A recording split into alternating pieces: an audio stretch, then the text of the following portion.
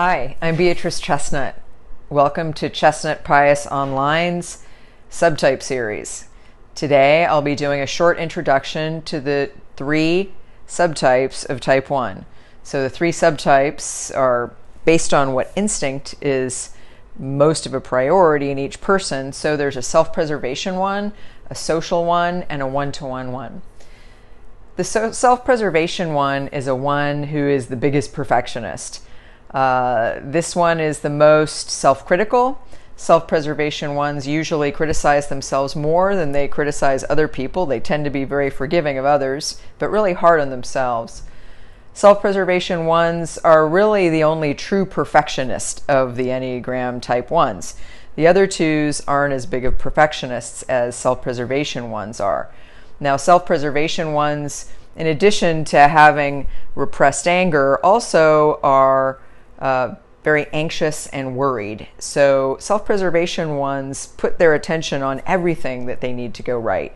So they tend to focus on details, on avoiding mistakes, but all the things pertaining to themselves and everything they do, they tend to be very worried about things going right. Often self-preservation ones had to provide stability in their family even from a young age, and this gives them a kind of survival fear that combines to make them have a more perfectionistic tendency. Also, self-preservation ones repress anger the most.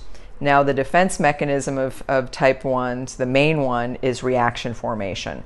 And what happens in reaction formation is a person goes a bit unconscious to an uncomfortable feeling, like anger, and then they express the opposite, like they might get really polite or really kind or really friendly if they're actually feeling angry inside.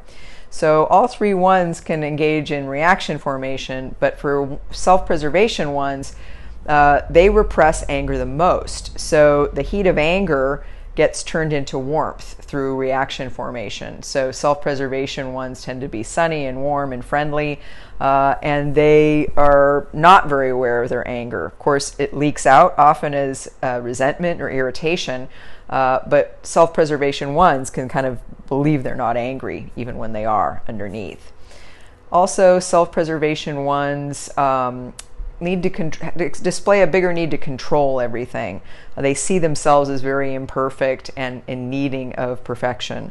And so they can be really hard on themselves, and it can be hard for them to lighten up and relax.